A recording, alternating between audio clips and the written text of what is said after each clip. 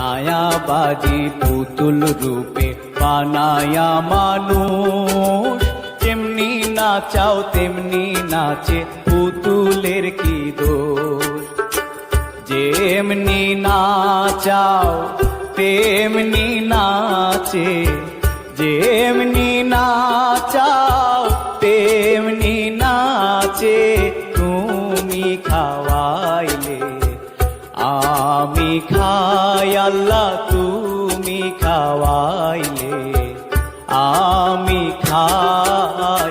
এই যে দুনিয়া কিসেরও লাগিয়া, এত যত্নে গড়াইয়াছেন শান।